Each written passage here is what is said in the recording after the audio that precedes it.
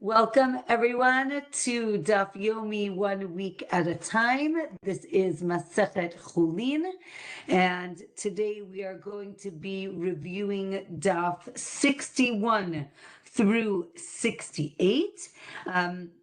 And we are going to be talking about birds. Now, Daf 61 tells us that birds, the actual simanim, the signs of what is kosher, is actually not in the Torah, but the rabbis explained what these signs are. The Torah mentions the nesher. Nesher, even though it's usually translated as eagle, but it is actually not an eagle. But the nesher, wait, let me take a step back. If you remember last week, we talked about the different signs of kosher animals, right? We know that for domesticated animals or for mammals, we need they need to have split hooves and chew their cud. Now we're moving on to birds. In the Torah, the Torah just lists a list, and the Gemara is going to explain in a minute. The Torah lists a list of non-kosher birds. It doesn't say why, it doesn't say how. There's just a list of those birds, and that's how we know what is not kosher. So now the Gemara says that because the Torah mentioned the nesher, it's very unique. It does not have an extra toe, and it doesn't have a crop or a gizzard. The gizzard can't be peeled, and it's dores, meaning it's a bird of prey, meaning that it claws its animal and then eats it. And because this is what the way you would define or classify the non-kosher bird, so any bird that has these signs is not kosher. And then the opposite becomes kosher. Now, the Torah does mention the turim. The turim are the turtle doves, and they have the opposite, right? Meaning all the things we just mentioned, they have it the opposite. Therefore, those are kosher. So again, the Gemara says that the signs weren't explicitly given in the Torah, but they were derived by the sages. Now, again, we mentioned how the non-kosher bird has all of these signs. So now what happens if a bird has one of the signs? So it says that if a bird has one sign, so then it's kosher, as opposed to the nesher that doesn't have any of these signs, or again, however you want to understand it, has them, doesn't have them, meaning if all the signs are not kosher, if they have one sign that's kosher, then the animal is kosher. The Gemara says, but wait a minute, the turin, again, the pigeons or the turtle doves have all four signs. So maybe you need all four. So again, now the Gemara is looking at the extreme, right? Nesher has all four non-kosher. The pigeon, the tur, has, right, all four of the kosher signs. Again, they're diametrically opposed. What happens if you have something in the middle, right? Does it have to have four to be not kosher or four to be kosher? So it says that the Torah mentioned 24 non-kosher birds to tell us that these 24 are not kosher. Everything else, right, even if it has only one sign, it is, or one characteristic, so then it will be kosher. Now, out of these 24 birds, 20 of them have three signs. Now, again, so the Gemara says that even in the 24, they don't all have four non-kosher signs, like the nesher. So 20 of them have 3 signs, and they're not kosher. Okay, hold on, let me share with you. I got this second here. So I got this book from Rabbi Slifkin, who is called the Zoo Rabbi. He wrote a number of books, on different animals and how they intersect with Judaism. And he actually started if you're ever in Israel, there's the Biblical Natural History Museum. So this is a book that he put out about kosher versus non-kosher birds. So here is the crow is mentioned, and he actually brings how they're different birds that are in the same family, but they're they look very similar, but they are different. The Torah mentions an orev. Orev is usually either a crow or a raven, and it has 2 of the signs, and it's not kosher.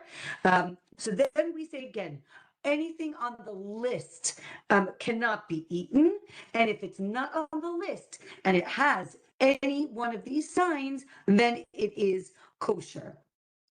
Now, here the Torah is going to talk about all these different derivatives of these birds. So they're different names. I didn't translate them because they seem to be, again, similar but different. So there's the Peres and the Ozniya that are mentioned, and they only have one non-kosher sign, and they are not kosher. So these are the only 2 birds that have only one non-kosher sign. They're still not kosher, but a different bird with a kosher sign, right, that meaning, right, one positive sign, is kosher. And the Gemara says, wait a minute, we can't learn from these 2 birds, right? It's 2 verses, and we know that when there's only 2 verses teaching something, so then it's unique to them, and you can't learn other things. But the Peres and the Ozniya, right, can teach something. But because they're 2 separate things, we cannot learn from them. The Gemara says no, they actually have 2 separate different signs, and therefore we can learn from them, and therefore they are mentioned by the Torah. Again, the nesher is there to teach us that you can even have one kosher sign and the bird will be kosher. Right, but one of these non-kosher birds, even though it has only one non-kosher sign, it's still not kosher. Now, that we were talking about eating. What about for a sacrifice, right? For a korban, right? We know that we use the torim or the bnei yonah, right? The pigeons and the turtle doves. So those are specific, but for kosher birds, right? And again, the torim actually have, remember we said they have all 4 kosher signs, but to eat a bird, it can even have only one sign. Okay, Daf 62 tells us that if there's an expert of birds and that person knows the different non-kosher birds, if he then finds a different bird that they don't know, and it has one of these signs that we mentioned, so then it's kosher. If the person is not an expert and find a bird with one sign, we don't say it's kosher because we don't know. Maybe it's one of the types of birds that is not kosher and has only one sign. Okay, then there's a zarzir, which is similar to the orev. I think that's why he brought all of these, right? On the picture, the raven, the rook, the crow, and the jackdaw, right? These are different types of, like from the orev family. So we say that, let's say this zarzir, which is similar to the orev, and therefore it's not kosher, or maybe it is kosher because it actually has a crop. Remember, we spoke about that last time. and therefore because it has a crop, it's not like the orev, and therefore it is kosher. Or no, when we said orev, it includes anything that is similar to it. So the halacha is that one kosher sign makes the bird kosher as long as it's not a bird of prey. It's not dores, right? So if it like puts the claw on it while it's eating, then it is not kosher. If a bird that scratches, so there's this bird that scratches that can be used for the tzara'at ceremony, and it was a white snunit. And they say that if the stomach is like yellow, then maybe we're not sure if that's the one that you can use. And it's a machloket actually if you can eat it, or no, maybe they all agree that one is forbidden, but the white one is okay, meaning maybe white or a light color. Then there's another, a tasil is like the bnei yonah, the turtle dove, and it can be used for a sacrifice, right? But again, there are other birds that are brought, like the torin, which are older. Remember, we had the younger birds and the older birds. I see Zohar is translating the birds as I say them, so thank you very much. Okay, since we're speaking about birds, the Gemara says that if a bird drinks from the water that has the ashes of the red heifer, of the para aduma, right, that water is called mei chatat, right, the water that purifies. So if a bird drinks from this water, it invalidates it. Why? Because it scoops up the water in its beak, and then right, kind of drips back down. So then it's like the water was used, right? It was worked, and then it makes it invalid. This is for all birds, except for the dove, except for the yonah. It does not invalidate the water, because apparently when it scoops up the water or when it drinks, it's very careful and it doesn't drip it back down.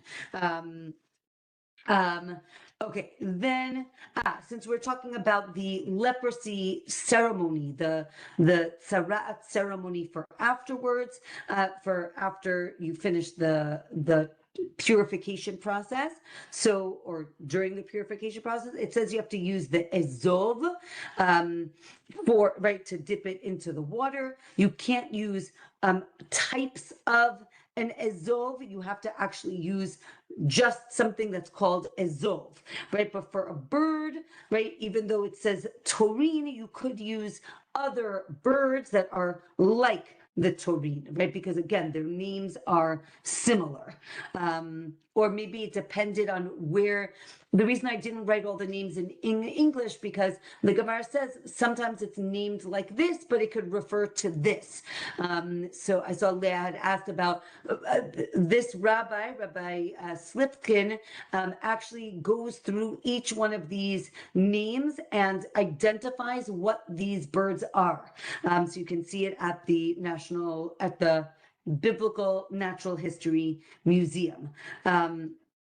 Okay, so again, there's certain birds that are questionable. Some are kosher, some are not kosher. The Gemara again asks, what about this bird? What about that bird? But again, each name is what they called it in Bavel.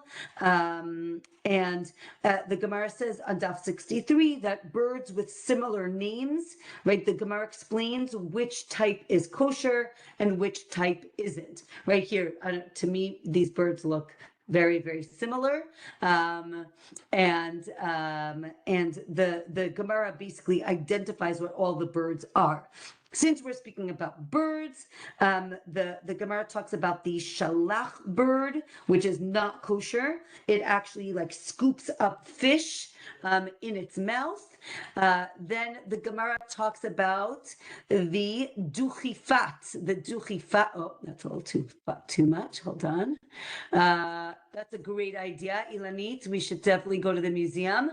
I agree. Okay, this is the hoopoe bird. In Hebrew, it's called the duchifat. It is actually the national Israel's national bird. It's called the duchifat. And it has a crest, as you can see, on the top of its head. And what is so special about this bird? You see how it has a long beak.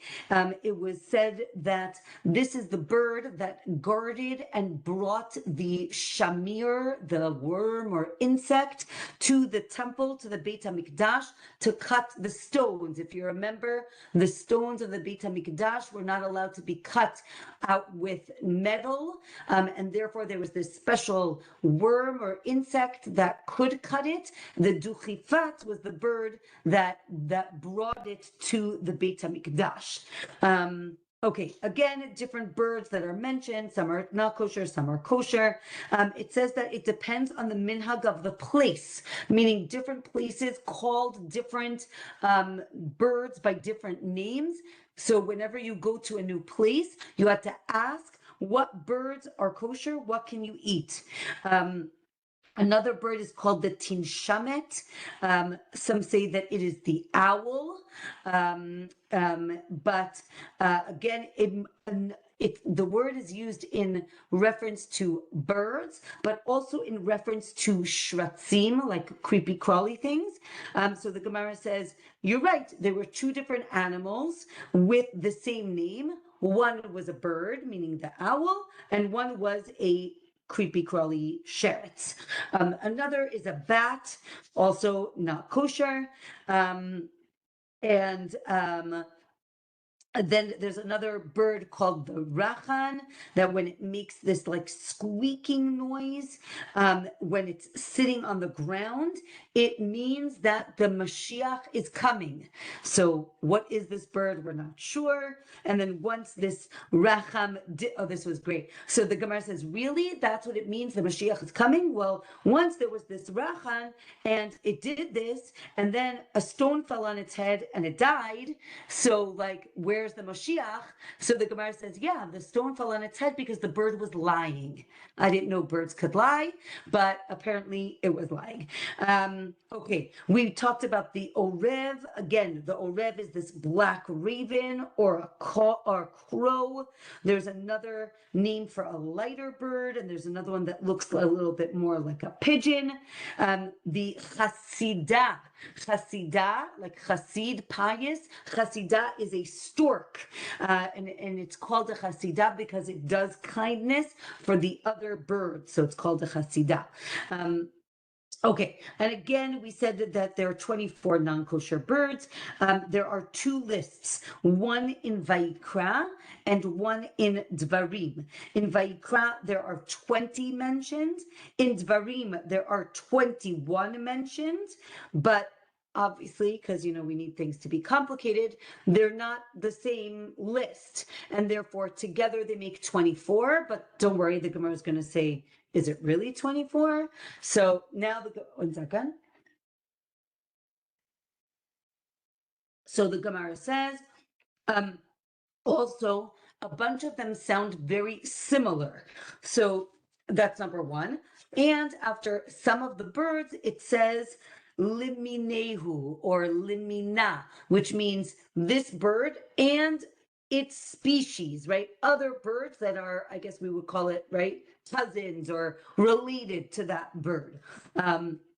So in Dvarim, again, we know that Sefer Dvarim, which we're actually going to start next week, right? This week we're finishing Sefer Bamidbar, but Sefer Dvarim comes to either add on to, right? It's called Mishnah Torah because it adds on to things that we learned about before, or it's coming to clarify what was mentioned earlier.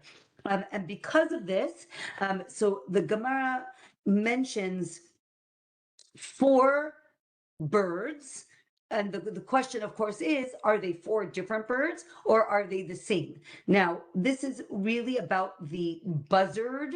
I guess that's kind of like a vulture. I don't know enough about birds, but it's a buzzard, but they're different names. So there's the da'a, the ra'a, the aya, and the daya.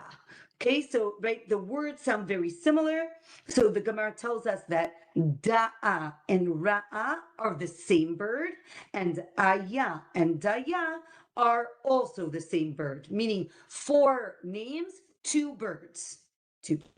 Right? And therefore, it's not 26 birds, but 24 birds, right? So the Gemara says some call it ayah, some call it daya. Therefore, the Torah wanted to make sure that both were mentioned to show that they're the same and they are not kosher. Okay, Rabbi Abahu says actually there are 25 birds, not 24, and that the Ra'ah is a different bird. And we can see, right, again, we can see that what is this bird? It can see very far. So the Gemara says that it's a type of vulture. Again, the Ra'ah maybe is the ayah, and therefore maybe it's only 23 birds. Wait, sorry, 1 second. Okay, maybe it's only 23 birds, or the Ra'ah is the same as ayah, which is the same as da'a, and therefore they're all the same bird. So instead of it, again, four birds, maybe two birds, or one type of bird, or two different types of birds. Again, different.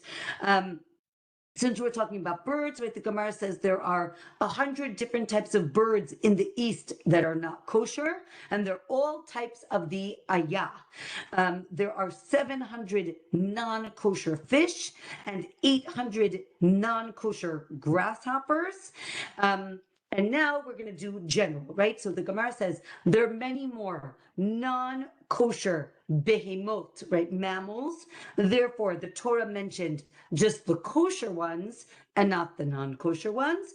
And there are many more kosher birds. Therefore, the Torah mentioned the not kosher birds. And this shows that the Torah always mentions the shorter list, basically. Okay, you can eat a bird based on, as we said, tradition, based on either your teacher or a master, I guess a bird watcher, someone who knows about birds. Okay, now let's talk about eggs. Hold on 1 second. Okay. Look at this beautiful picture that someone shared about all different types of eggs. Okay. So we say, the Gemara says, we can buy eggs from an idolater, and we're not concerned that it came from a treifa. Remember, that's the beginning of our chapter. And basically, the idolater needs to tell you what type of egg this is, right? What bird it came from. And basically, we believe what they say because you could check it, right? You can verify it, right? If he says this is a duck egg, you just have to go find a duck, look at the eggs, and it's similar, right? Meaning, as you can see here, I don't know if you can see, but it's such pretty. It's like, look how pretty, like, right? There's so many different types of eggs, different types of shapes, colors. So now the Gemara says that now, Daf 64, there are simanim, there are signs for eggs, and they're similar to the signs of the fish, and therefore the shape of the egg in kosher fish are similar to the shape of eggs from kosher birds, right? So what is the siman? They need to be round and spherical. but one end needs to be round and one end needs to be tapered, right? You can see how, right, certain eggs, either both are tapered or both are round, not kosher those are from non-kosher birds. But if one side is tapered and one side is round, then it is kosher. Also, the white, right, the albumin, the white of the egg needs to be on the outside. The yolk is on the inside. If the yolk is on the outside, it's not kosher. And if it's mixed together, that's the egg of a sheretz, of a, right, creepy crawly, one of the 8 shratzim. Now, remember we said you can buy an egg from an idolater, but you cannot buy an omelet, right? Or a broken up egg, because again, like we said, you have to be able to check the shell and what it looks like on the inside. Okay, now, it's interesting, then the Gemara says, but wait a minute, the Torah doesn't give these simanim, these signs, and actually you have to be careful because the eggs of an orev, of a raven, are similar to that of a pigeon, and therefore you should not rely on these simanim. So the Gemara says, again, we'll see. So it says, if the egg started an embryo and the shell is cracked, and the albumin and the yolk are mixed, again, as we said, that's a sheretz, and it actually gives impurity. Remember, shratzim, the 8 crawling insect or whatever animals, give tum'ah, they give impurity, again, if it's the size of a lentil. If the hold on a second. Okay, so again, the non-kosher egg, if it was cooked with kosher eggs, you can still eat the kosher egg, because what comes out of it, right, again, from the shell, isn't an issue, and therefore you could eat the kosher eggs that were cooked together. If you have an unfertilized egg that a hen sat on, you can eat it. If you find a blood spot by the kesher, which is a certain part of the egg, you can remove it and eat the egg. But if you find it on the yolk, so then you have to throw it out. You're not allowed to eat it. Okay, the Gemara talks about the egg of a bat ya'ana, which is an ostrich, right? It's called bat ya'ana because the Torah is teaching us that not only is the ostrich not kosher, but the egg of the ostrich, the bat, right? The daughter of the ya'ana, is also not kosher. Okay, we said daf 65. If it has claws and it eats the animal with its claws, again, in a predatory way, it's not kosher. If it splits its toes, or right toes, 2 in the front and 2 on the back, like on a branch, not kosher. 3 in the front, 1 in the back, kosher. If it catches its food in the air and eats it like in the air, not kosher. If it puts it down first, then it is kosher.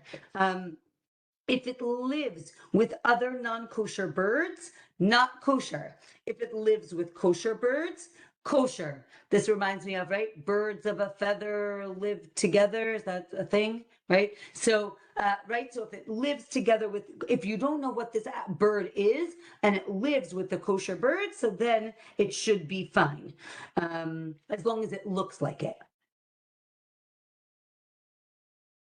Okay, let's move on to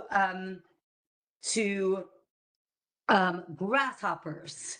Okay, and if you go to this museum, you can see, oh, here's our the owl, and he says that in the creature, the tinshamet in the creature world is the chameleon, which I thought is interesting.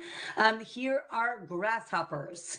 Okay, there are different types of grasshoppers. Actually, apparently there are a lot of different types of grasshoppers.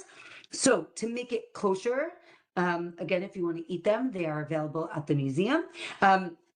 To make it kosher, the wings need to cover most of the body.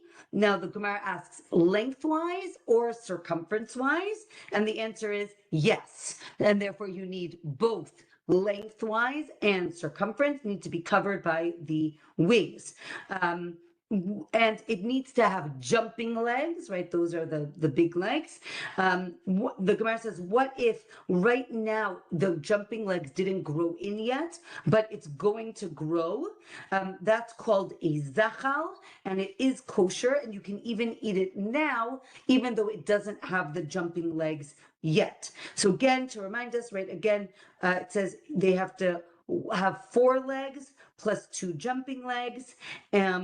And there are basically 4 types of these grasshoppers that are okay. Now, the verse mentions these grasshoppers, and therefore it mentions it. The Gemara uses klal uprat. If you remember the principle, the way the Gemara uses to understand verses. So klal means a generalization. Prat means specific. Now, if you just have klal and prat, so then you're going to be very limited in what you are allowed to eat.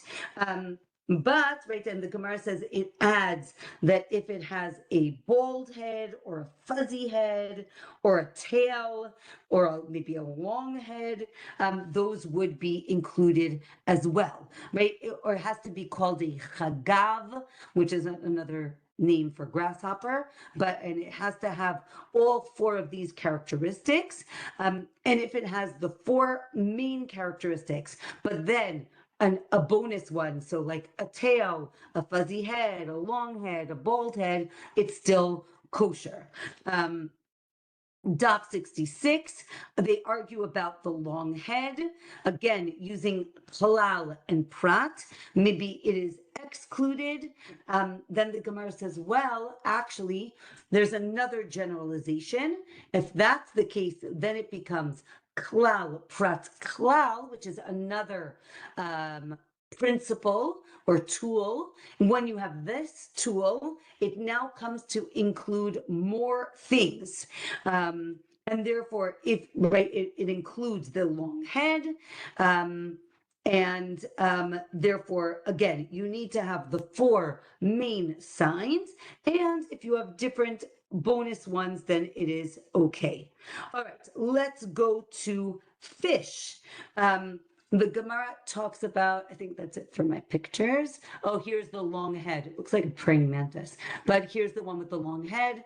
Some say that that is okay, and some say that it is not okay. All right. Now let's go to fish, right? What are the signs of the fish? It needs fins and scales. In Hebrew, snapir v'kaskeset. Okay, now it says that snapir is singular. Kaskeset might also be singular, and therefore you really only need 1 fin and 1 scale. What if the fish doesn't have any scales now, but it will grow later? It still is kosher even now. What if it has them now, but they're going to fall off? Also kosher. If it has if it has scales, the Gemara says it has to have fins, but not the opposite, right? If you see the fin, it doesn't mean that it has scales. Okay, and again, kaskeset, right? It sounds like the garment of the fish, which is the scales, right? It says that Goliath, right? Goliath wore a coat of arm, kaskasim. It was like armor, and that is they're like scales. Okay, and that's it for fish. But since we're talking about things that live in the water, now we're going to talk about aquatic creatures, things that swim in the water that are not fish,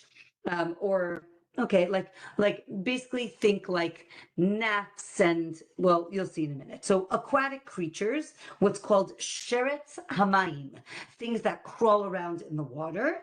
Are they kosher or not. They obviously do not have fins and scales. They obviously do not have any of the other signs of any of the other animals. So can you drink them basically or not? So we have two verses, actually three, but we'll focus on two verses in Vayikra that talk about, right, the fish that you can eat from the rivers and the streams need to have these things. And the next verse says, if they don't have these things, you can't eat them. So why do I need two verses? Maybe for, right, one positive, one negative commandment. So what about these creatures in the water? So they believe, right, if they grow in the water, meaning they spontaneously occur in the water, maybe only water is found in many different places. So maybe only if they are in a vessel, right? A barrel, a jug, right? If you store water. Now, again, this is going to really make you thankful for living in modern times. But if you've ever been on a hike and looked at a cistern of water or any pool of standing water, there's usually things creepy crawly, kind of swimming inside. And don't forget, right, they don't have filters. Well, we'll see some filtering, but in general, so can I drink from a well? Can I drink from a cistern? Can I drink from my pitcher of water that was sitting around, right? They tend to have these crawly things. So there's basically different classifications of bodies of water, right? So seas, rivers, seas and rivers, ponds, right? So they're standing, but they're fed by natural water. And then pits, right? Or cisterns. Yes, exactly. Pits and cisterns, which are enclosed systems of water. And then kelim, right? An actual vessel in your house. Okay, those are going to be all the categories. So, one second, let me just drink. Okay, so now the Gemara says, okay, in the kelim, in the jug, you can drink the water. Again, even if they have these things inside. And even if it developed in pits and ditches in the caves, you can drink from it because, again, it's self-enclosed body of water. Again, why? Because the verse mentions rivers and streams. Rivers and streams are moving bodies of water. So in rivers and streams, you cannot drink creepy crawly things that are there, but in the other things you can. Okay, and again, now the Gemara talks about klal and prat, and how do you understand the verse? Is it coming to include more things, exclude more things? But the bottom line is that, again, as we said, in the flowing bodies of water, you cannot drink them, but in the standing bodies of water, you can. And the Gemara says, if we're already talking about this, so then be careful and this is actually speaking about straining, when you strain your beer. In those days, they made beer out of dates, which are very sweet. And they used to strain it over wood, like chips of wood. Don't do it at night because maybe a bug will be stuck on that wood chip, but it's so small, it's going to go back into your cup. And here is the point. These creepy, crawly things are only, I don't want to use the word kosher, but are only okay to drink if they've always been in the water. But if they touch land, right, meaning these wood chips, and then they go back into your water, so then they are not kosher. You have to be careful. Then the Gemara says, but wait a minute, what about the waters in the cistern, right? Maybe the creepy crawly thing went on the wall of the cistern and then fell back in. So why is that, and how are you saying that you can drink it? So Gemara says, well, actually, because it's the natural habitat of these, again, creatures, then even if they do come out for a second and go back in, they're still okay. Okay, now, Okay, so we just did creepy crawly things in water. Let's move to crawling things in produce, right? Again, produce, this is before pesticides. Produce is sitting on the ground, near the ground. So if you have a cucumber and it becomes wormy while it's still on the vine, not eat it, because again, because it's attached to the vine, which is attached to the ground, then the worm inside the cucumber is as if it was, on the ground, and therefore, again, the verse says, sheretz hashoretz al haaretz, right? A crawling thing that was on the ground is not kosher. What about these like gnats or bugs that develop in lentils or chickpeas? The Gemara says they're okay, but if a bug develops after the produce was detached, then it's okay. Again, it's not attached to the ground, but if it was attached to the ground, then it is forbidden. Or, and the Gemara makes a different distinction, if there's a bug on the tree, you cannot eat that bug. If there's a bug in the fruit and it never touched the ground, then and again, and it's detached, then it is permitted. Then the Gemara constructs all these cases. What if the worm came out of the fruit but stood on top of the fruit and didn't go on the ground, or went from one fruit to the other without touching the ground? Is it kosher? Is it not kosher? Please don't eat any of these things. But the Gemara says teku, and therefore really just don't eat bugs.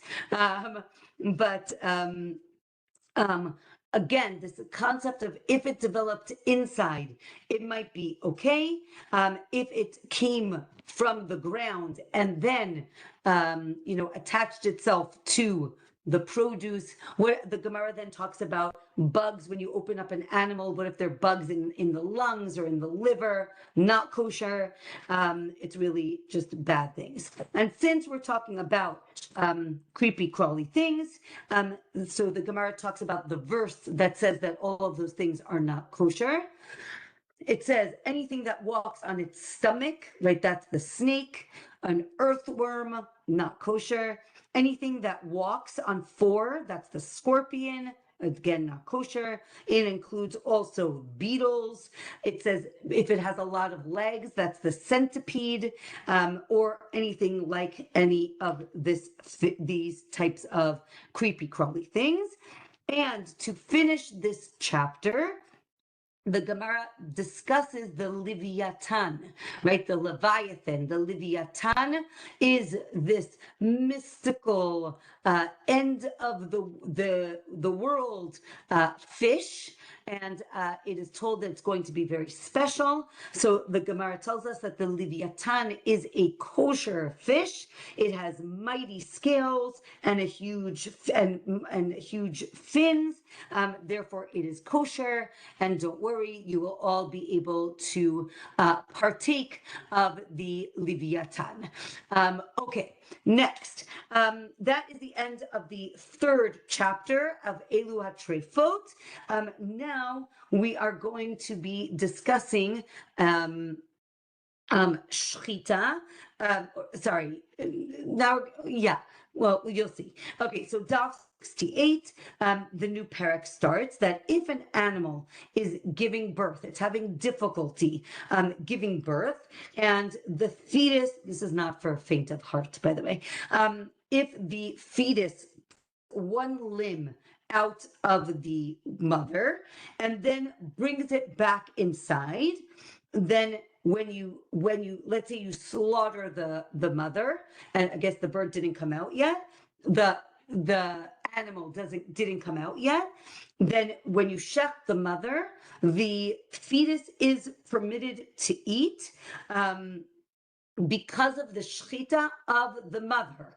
Okay, so we haven't learned this yet, but basically anything, just like the muscles or different parts of the mother is kosher because of the shechita, so too the fetus inside the mother does not need shechita, even though it's a separate animal. But because it's still inside, we view it as it doesn't need shechita, and you can eat it.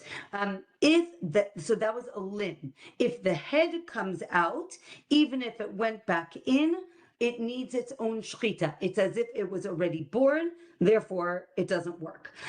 If you, again, it wasn't coming out, and the person delivering the animal, instead of, right, let's say it sticks out a leg and it's not working, sometimes they cut off those limbs that are stuck out, right? So if you cut some of the fetus, now instead of it being outside like I just described, what if it's not coming out? So they would cut it in, and if you left it inside and then you shech the mother, the fetus is mutar, including the parts that are not attached to the fetus anymore. But because it's still inside, you can eat it. But if you cut a part of the mother, the spleen or the kidney, before you shechted the mother and left it there, and shech the mother, you cannot eat those parts that were left inside. And therefore, what's the rule? Any part of the animal that is detached but still around is asur. But if it's part of the fetus, even if it's detached and still inside, then you can eat that. So now that's the Mishnah. So now the Gemara explains. Remember we said, like hokey pokey, the limb comes out, the limb goes in, you could still eat it. So now the Gemara says, wait a minute, what can you still eat? Can you eat did it mean the fetus can still be eaten? Or did it mean even the leg that went out and went back in, even that leg? So the Gemara says, no, it means the rest of the fetus can be eaten, but not that limb. And therefore, it would be different, right? Again, if the animal is, we said, is having difficulty, and the fetus puts the leg out and brought it back in, again, we said if you shech the mother, you can eat it. But what happens if you shech the limb goes out, shech the mother, then you bring it back in, then you cannot eat the leg. This seems to imply that beforehand, if it puts it in, you can eat the leg. If you pull out the leg and cut it off and then shech the mother, the leg obviously is not kosher, but now it is impure, right? It's tameh. But what's inside is permitted to be eaten. Okay, let's say again, so there are two opinions. One is that if the leg came out and went back in, the leg is not kosher, or the limb is not kosher, but the fetus is kosher. Another opinion is even the the limb is kosher. Then the Gemara continues that an animal, okay, since we're talking about a pregnant animal and the fetus, so if the animal is, if the fetus has joined hooves, meaning not split hooves, right? So joined hooves, which is not kosher, but it's found inside a kosher animal, right? I'm assuming it's like different animals who mate, right? If the male is not kosher and the female is kosher, so the female is now pregnant, the female is kosher, but the offspring is not kosher, it doesn't have split hooves. So if you find that animal inside animal, it's not kosher, and that's only if the limb came out. But if it didn't come out, you can actually eat it, because again, it's still inside the mother. Okay, and again, as we said, once the limb leaves the womb, it is forbidden, and therefore you cannot eat that limb, right? So the Gemara says, is there a birth for this limb, right? It was already born. Or no, there's no such thing as birth for a leg. It's either the whole thing is born or not. Let's say if the majority of the fetus came out, but one at a time, meaning, right, again, hokey pokey, right? One leg and it comes in, the other leg it comes in, the other leg, right? If at some point a majority was outside, is it seen that it was actually born because a majority was outside, or no? And again, what if you cut off the limbs that came out? Do we see it as mostly, again, born? And therefore, we're not sure, and I'm going to leave you with a cliffhanger for next week. So with that, everyone should have a lovely day or evening. We have a few minutes if anybody has questions. I missed, there's a lot of questions here, or statements, I guess. Okay, Zohar was writing names of birds, starling, swallow. Yes, Leah, again, this rabbi is like identifying all of these birds. We could definitely have a class trip. And yes, Shuli wrote about this in Hadran. And yes, they seem to all, most of the birds, of the 24 birds, are birds of prey. Oh, did I say it wrong? Birds of a feather flock together. Okay, fine. Anyway, yes. Questions, comments? Yes, Aliza. And by the way, I want to tell you that I officiated at my grandson's wedding last week in Kentucky, so that's where I was. Okay. Yep. You've done that before. Yeah, well, I do family members. Okay, what was I going to say? I forgot. Oh, are there any Jews anywhere in the world that still live by all of these rules? Yeah, in terms of what? Well, you were talking about drinking water that was still versus drinking water that it was running. It's exactly opposite of what we know today. I just wonder if there's anybody else in the world still paying this much attention to these rules in the Gemara. Interesting. I mean, that we're very careful nowadays with bugs on produce. We're very careful with blood spots on eggs. These are things that we are still doing today. The other things, it's a good question, meaning like there was, right, Leah mentioned that there was a huge, I don't know what it was, not scams. New York water had these bugs in them. People said you can't drink the water. People said you can drink the water. You can see them. You can't see them. Are they basing it on what you're saying? Yes. Yes. You don't have to give me any names. I just wondered if there was somebody still doing it. Based on this. Again, in the time of the Mishnah and the Gemara, it's because there was no such thing as, sanitizing or filtering water. So really I think it was just like, I don't want to say life and death, but I think it was very practical in terms of what they could drink, what they can't drink. Nowadays, I think it was more, trying to, yeah. Okay, thank you. Yes.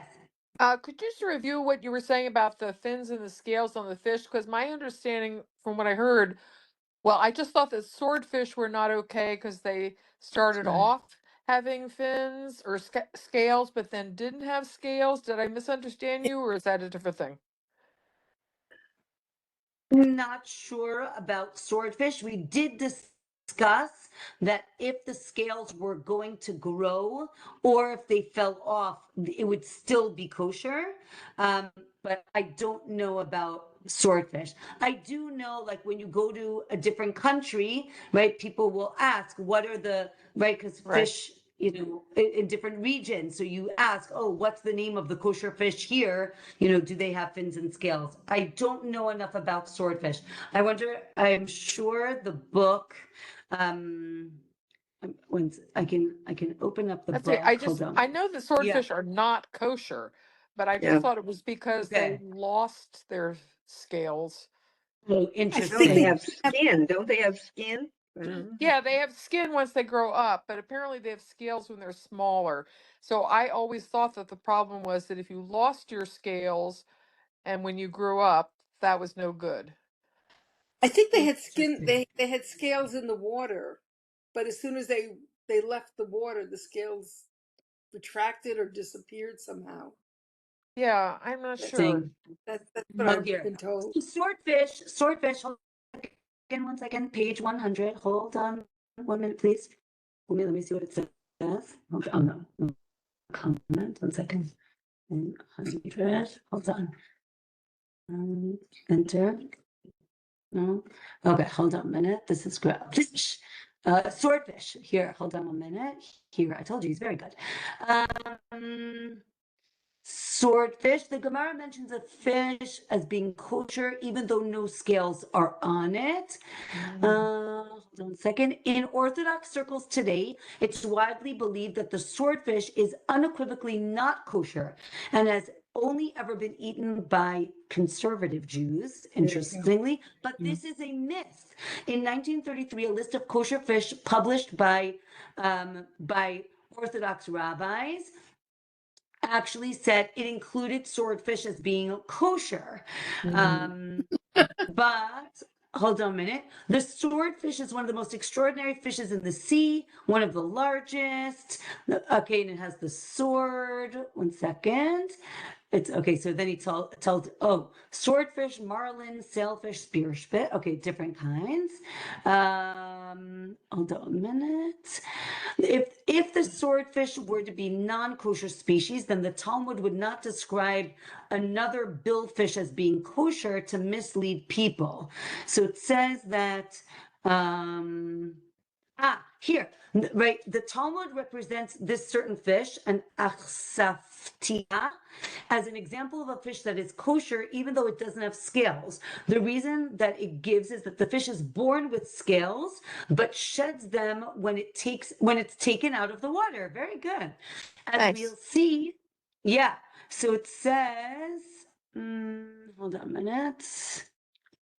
Thanks, Rabbanit. Wow, he's going through like this whole, like a whole thing about this. We've seen wildly supported ruling from the Knesset Hagdola that the swordfish is a kosher fish, which seems to go back as far as the Talmud, even though other people, Rav Herschel Schachter stated in several forums that swordfish is kosher and attested that this is the view of Rav Soloveitchik. Rav Ovadia Yosef also apparently said that it was kosher. Interesting, but we're still not sure, is basically what he says. And Wow. Yeah. Thank you. Okay. There's a lot more, but I would not go eat it yet. To summarize, this fish that we mentioned in the Gemara is kosher, but we're not sure if that is the swordfish. Juvenile swordfish are indeed have scales which disappear from view as it matures. While halakhically valid, several contemporary authorities said you should not eat it. Some say you can eat it. Okay, I don't know. Don't eat it. Tiku. Exactly. And all of the cautions. It's such a confusing world, and it's so confusing in the marketplace. And they're always like, look, to be so conservative, the best thing is make sure you get your fish with the skin on it, and make sure you see scales. Well, the thing is, when you're buying your swordfish, which I would never do, you just wouldn't be able to know. So I guess that's why we're not eating it, out of caution. Yes, excellent. I wanted to ask about, you said about creepy crawlers in the water. What happens if you see the creepy crawler? Can you fish out the creepy crawler and filter the water and then drink it, or is that water all gone? No, meaning you can do that if you take it out. Yes, but if you strain it and it falls back in, now it's very problematic because now it's not kosher. Right. So if you can strain it well, then great. That's, I think, what we do. If you cannot strain it well, then better not to strain it. Doesn't it depend on how if she's living or dying or thirsty and you need the water? But I don't care. Again, you say something to grasshoppers. I've always of heard. course, right? We always know that when it's a life-threatening, right? When it's life-threatening, you can do it. Meaning, the Gemara talks about life-threatening. You can eat pig if it's life-threatening. So you can definitely drink, not clear water if it's life-threatening. For sure. Again, be careful because maybe it's like dangerous water. So that you have to be careful with. But it goes How to about show the that you can grasshoppers? still Can you drink say your something about water if a grasshoppers? fly gets in it. Yeah, no. It Fly, does- no. As long as it didn't come from the water, not kosher. Yes. Grasshoppers, yes. There are certain types of grasshoppers that are kosher. You can go to this museum, he will give you kosher grasshoppers. Do not go to your backyard because it's not necessarily those grasshoppers. But Okay. yes. All right. Yeah, last Thank you. question. Ilani, Thank last question. Yes, the most confusing thing can be all of these worms coming in and out of fruits and all of that, and all the cautions that we do to check nuts and check things in case, because if there's a hole, something from outside came in. But if we find it inside, and it may have been actually considered kosher, we don't know, so we just don't eat them. But I thought it was interesting on DOF 67 that there, as you mentioned, there were these series of taikud, and they were really reasonable questions where it's like, look, I found it was halfway out, and it's like taiku. It's like, so at this point, are they just assuming that we're going to do the due diligence to go to the rabbi and get more clarification, a special ruling for us, because we'll be confused? Yes. Yes, or we would just say you cannot eat worms if they're found in your produce because I don't know where it came from, I don't know where it's been, and therefore they're all not okay. That's what we say. That's the idea that now in Israel, the hydroponic, the lettuce that's grown without touching the ground, that's the idea. I think part of it is that if there's something inside, it didn't come from the ground because it's been hanging in the air. So it's just interesting. And then All right. when we were in Aza, they used to have hydroponic lettuces there that were very famous. Exactly. Gush Katif, exactly. All right. Okay, Wishing thank you, Reb. everyone Thank you, a Rabbanit. Shavua Thank Tov you. Thank you and so much. a Shabbat Shalom. Shabbat shalom, you. Rabbanit. Bye-bye.